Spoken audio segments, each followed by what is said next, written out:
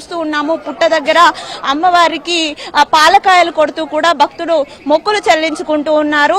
Entrance లోనే ఇక్కడ నాగులమ్మ పుట్ట ఉంటుంది. ఈ పుట్ట దగ్గర అమ్మవారికి మొక్కులు చెల్లించుకున్న తర్వాత ఇక పైకి ఎక్కి కూడా అమ్మవారికి బోనాన్ని సమర్పిస్తారు.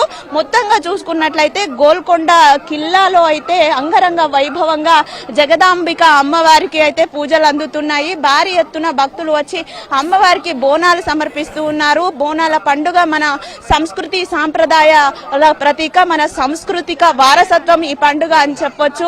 ప్రపంచంలో ఎక్కడా లేని విధంగా గ్రామ దేవతలను 2 నెలల పాటు అంటే ఆషాఢ మాసంలో హైదరాబాద్ నగరంలో, ఇక శ్రావణ మాసంలో గ్రామాలలో కూడా 2 నెలల పాటు ఈ గ్రామ దేవతలను కొలుచుకునే అరుదైన ఈ బోనాల పండుగ వేడుకలు అంగరంగ వైభవంగా జరుగుతున్నాయి. ఈ నెల రోజుల పాటు కూడా హైదరాబాద్ నగరం అంతా కూడా ఒక ఆధ్యాత్మిక చింతనలో మునకేస్తుంది అని చెప్పుకోవచ్చు.